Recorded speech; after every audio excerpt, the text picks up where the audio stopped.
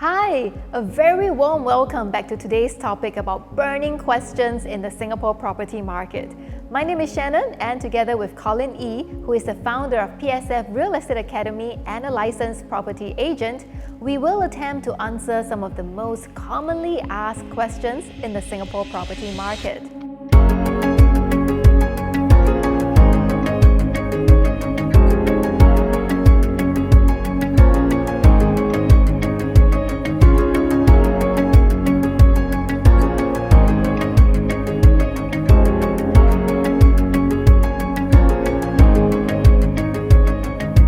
Hi Colin, we are back again. Time really flies and we are already into our 6th episode asking difficult questions and finding answers. Oh, that's fast, 6 episodes. I know, right? Okay. I have really learned a lot about the property market doing these videos with you. I'm glad you did.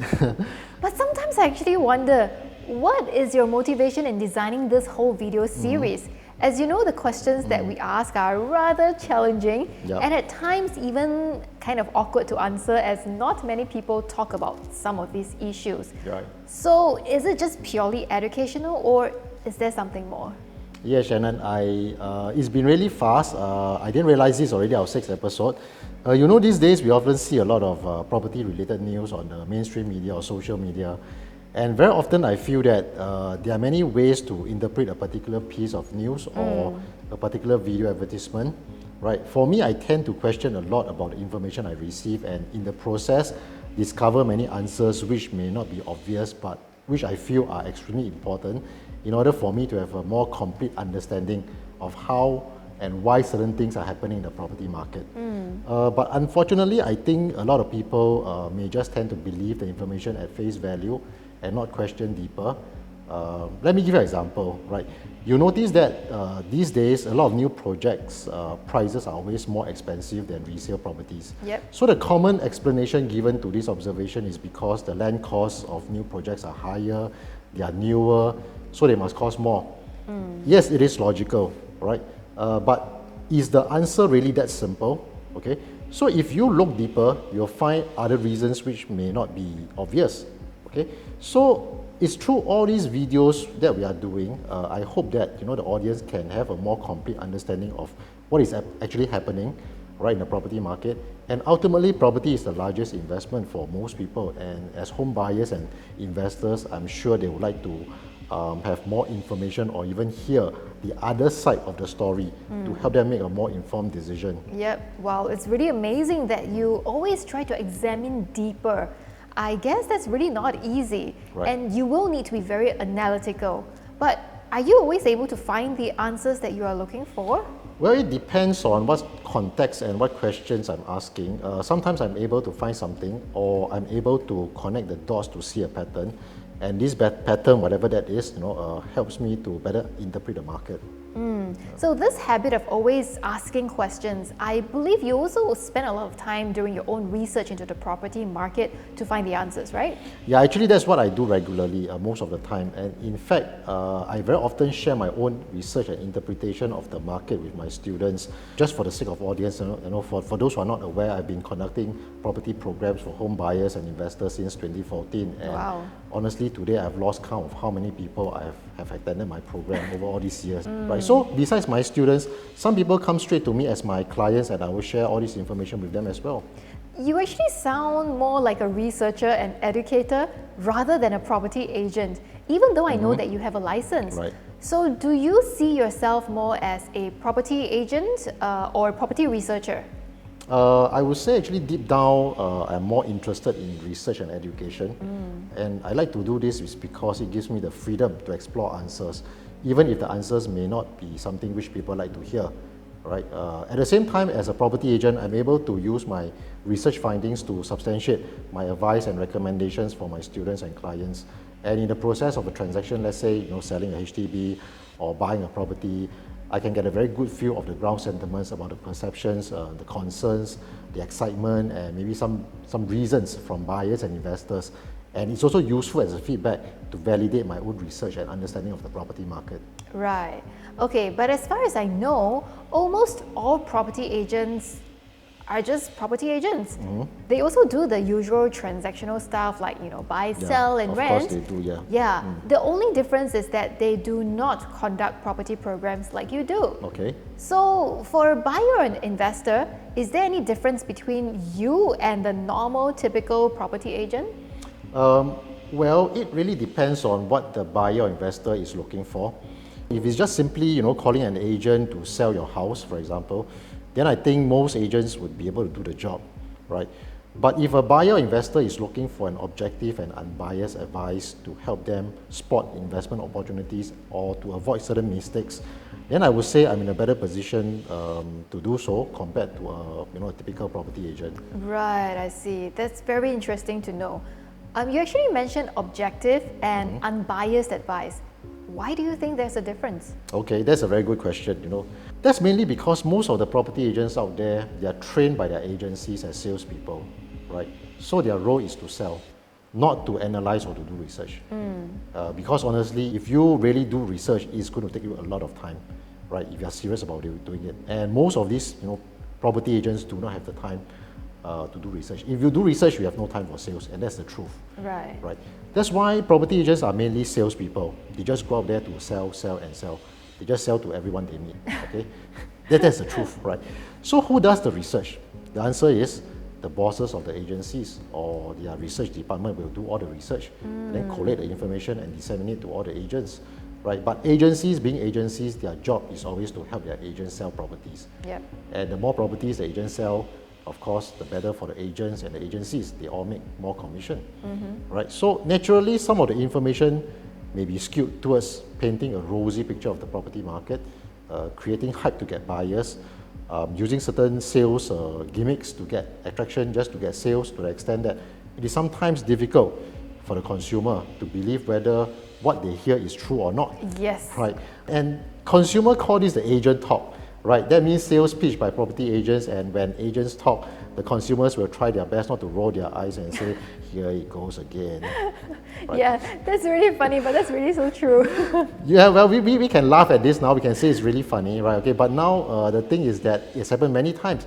Very often you see property agents just taking all the research materials, and I see it for myself as well, plus all the slides, and start regurgitating them to the consumer. And when the consumer asks questions, these agents struggle or fumble to give an answer. Even some of my clients have feedback to me saying that, I met 3 property agents, they all showed me the same slides. Right? Or I met 5 property agents, they're all telling me the same story using the same examples. You Yep. see these kind of examples in the market? I can totally imagine that. So I believe that these stories are just some of the more interesting things that you have come across when dealing with clients. Okay, so let me be the devil's advocate Okay, here. sure. Okay, since you're also a property agent, does it mean that you do not do any sales talk? To be honest, if you are in sales, you will need to do some sales talk. Let's be honest about it, right? Okay. In fact, you may be aware that we are always selling every day. It's always happening in normal conversation. For example, you try to convince your friends to dine at a certain restaurant. You propose to your boss a certain idea and try to get his or her buy-in. It's normal, right? I think the biggest difference is that most people see me as a property researcher and educator simply because I've been conducting property seminars since 2014. And generally, I would say the participants are happy with the content and insight I've given them. In fact, I would even dare say some of them are blown away by all the different strategies and insights of the property market, which I share with them on how to maximize their investments. So you can see some of them on my Facebook website and all these, those are tons of testimonials over there. So because they have experienced what it is like to be in my class for 2 full days, they know the value I give them. So after the program, they feel safe to check with me, as they know that I'm not there to sell them another property, but I'm there to give them the most unbiased and objective advice that is best for their situation. That's very important. Correct. So let me quote an example. Today, if you look at social media, right, there are a lot of agents out there trying to convince HDB owners to sell their HDB and then upgrade to a condo, right? So if you look at some of these HDB owners, I would say not every one of them actually qualify. There are marginal cases, and selling their HDB to upgrade to a condo may not be the most suitable. So I have to be more creative to help them find other options. But we still see a lot of property agents going around selling this idea because that's probably the only thing they are taught to do so. So, and if selling HDB and buying a condo is the only approach that the agent knows, then I guess it will be difficult if the situation calls for another option, isn't it? Yes, precisely. That's the time we need to have a full understanding of not just the type of properties out there, but also the other data, information, and all the fundamentals of the property market. Right. Earlier on, I recall that you mentioned about your program. Right. It's 2 full days. Yes, that is. Yes. Is there any fee? I used to charge 2,500 per person for the program. That was back in 2014, 2015. I did that because I just want to prove to myself that the value I give to people are willing to pay me this money, right, for me to teach them, right? Obviously, if people think that I'm teaching them, offering them or teaching them some rubbish, they are not going to pay me. So today, I no longer continue to charge this kind of fee. And when I see all these, property trainers charging thousands of dollars, but at the same time, they are saying they own many properties and collecting good rental, it seems to me that they are more interested in making money for themselves rather than helping more people improve their lives. So since 2017, I've decided to do away with the program fee and just collect a nominal amount to cover the rental venue, and printing some notes. And I'm very happy to do so. I still do the full content, in fact, more than previously, more than a few years back, because markets have changed. And I've updated my materials, and it costs almost nothing to learn. Wow, that's very generous of you. Well, if you're spending 2 full days teaching your students, do you ask for anything in return? I mean, I'm sure you like to get something out of it other than just a nominal fee, right? Right, that's a fair question. But to be honest, actually not really, right? Because it doesn't matter, right, whether I'm teaching one person or 100 students, right? For me, I'm committed that 2 days. So I hope the information I share during the 2 days would help them make more informed decision about their own property investment. And of course, if they would like to seek my advice about their own situation or help them, transact their properties, I can do so as well. I see. Can you please call me in for your next property program? Sure, I will keep you updated when we have finalized the details. Yes, great. Thank you so much for your sharing today, Colin. Well, thanks, Shannon, for asking me this very personal question, and I'm glad I'm able to share my very honest answer with you. Well, we have just heard from Colin E share his views on whether you should believe everything you read and hear about the property market.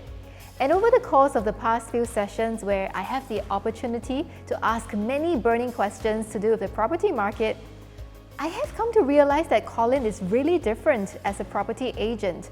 He's really knowledgeable in his field, and he is able to share with me his analysis, facts, and figures that almost all other agents I know cannot. So if you are interested to hear more objective and unbiased information from Colin, be it in the form of consultation or through his 2-day program, do click on the link below and you will be notified of the next step. I will see you in our next episode. Bye!